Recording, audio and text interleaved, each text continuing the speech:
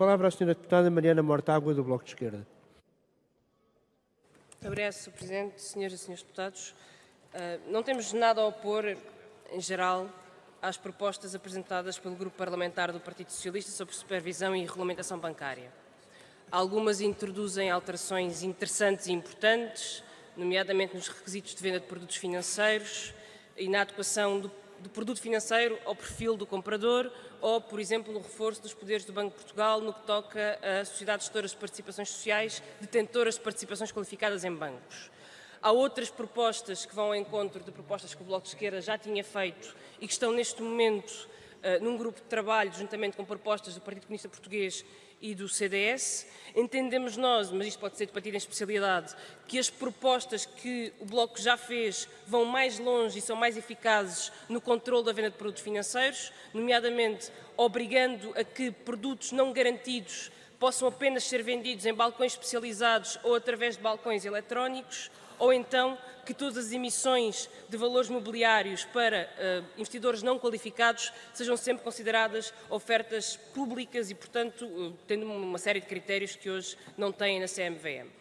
Estes são exemplos de propostas que o Bloco apresentou e que vão mais longe do que aquelas que o PS apresenta. Há também neste pacote medidas que são um pouco como um melhoral, não fazem bem, não fazem mal, antes pelo contrário, enfim, não irão prejudicar certamente o quadro legislativo que temos, mas também não são a panaceia para a resolução dos problemas do sistema bancário.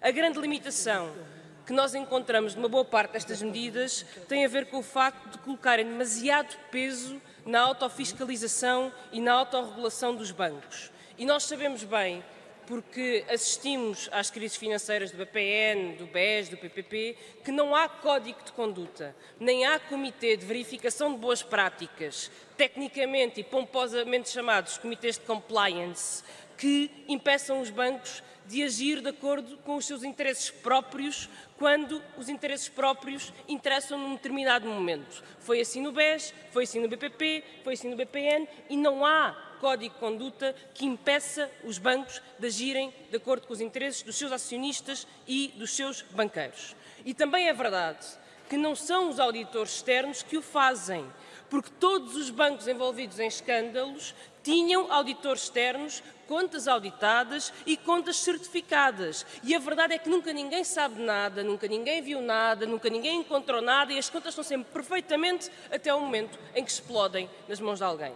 E por isso há um conflito de interesses no facto dos próprios auditores serem escolhidos e pagos por aqueles que é suposto auditarem, que não está resolvido e não parece ser resolvido com estas propostas. O que nos leva, tendo em conta que o primeiro nível de proteção, que é a autorregulação, não funciona, e o segundo nível de proteção, que são os auditores externos, também não funciona, leva-nos à importância da supervisão e da regulamentação bancária.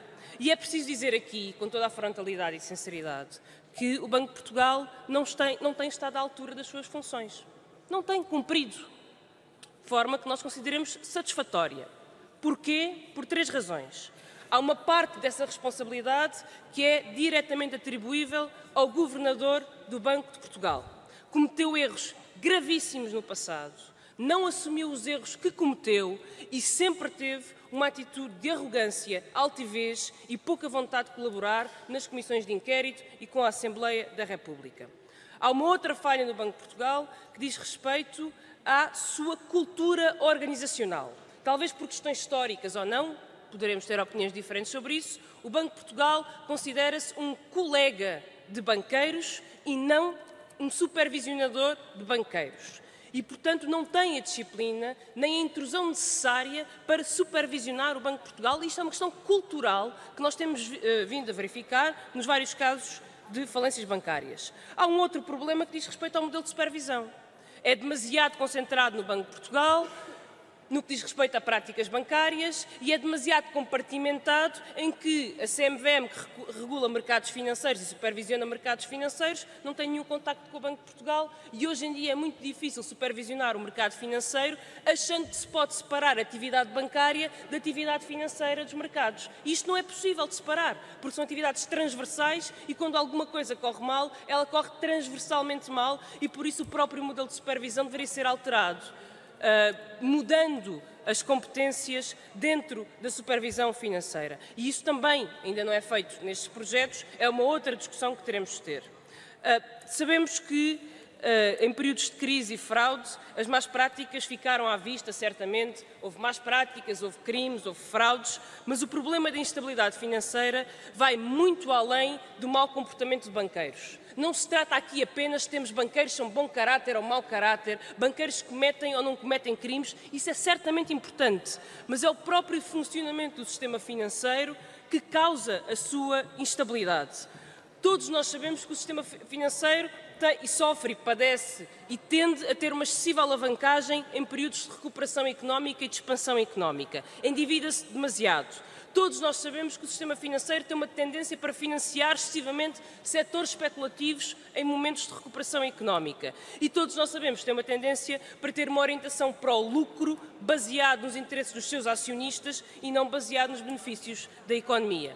E é por isso que defendemos e temos defendido que a propriedade ou que a banca não pode ser propriedade privada e tem de ser propriedade pública, porque só isso permite alinhar os interesses do país e os interesses da economia com os interesses de quem gera os bancos. Achamos que isto é condição necessária e suficiente? Não, não é suficiente. A banca pública não chega, mas é uma parte integrante de ter um sistema financeiro que é um bem público, tanto que é bem público, que sempre que corre mal, o Estado tem que intervir. E isto não acontece em mais nenhum setor da economia. Se uma empresa privada vai à falência, o Estado não aparece para a salvar. O Estado aparece para salvar um banco porque ele tem o poder de gerar crises económicas, provocar desemprego, provocar instabilidade. E isto, a estabilidade financeira, é um bem público.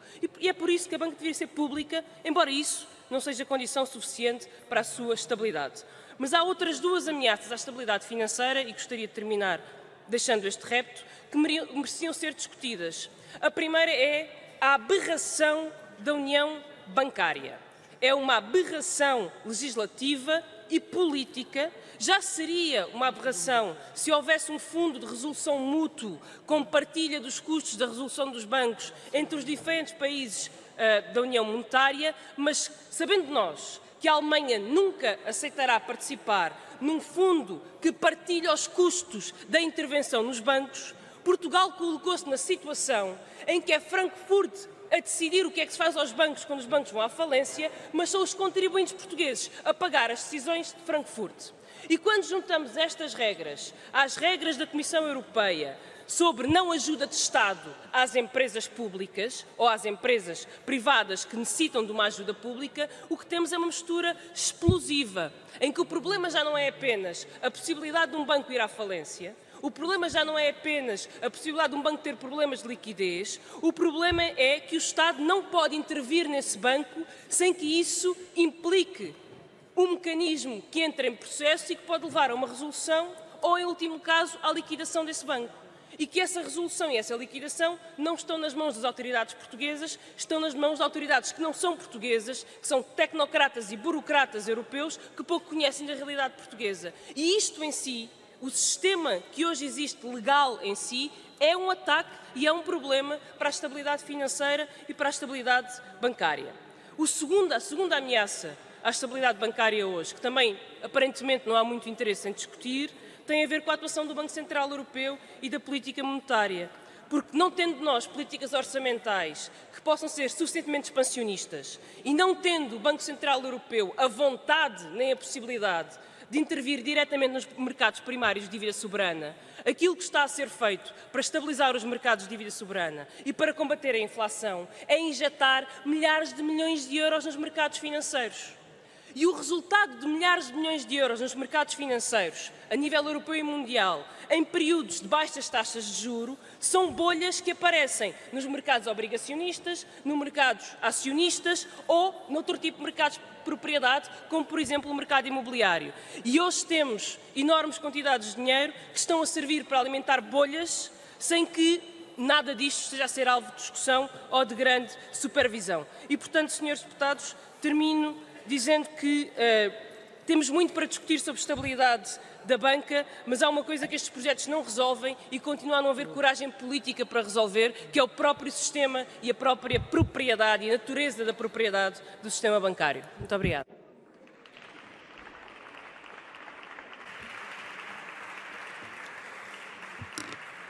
Muito obrigado, Sr.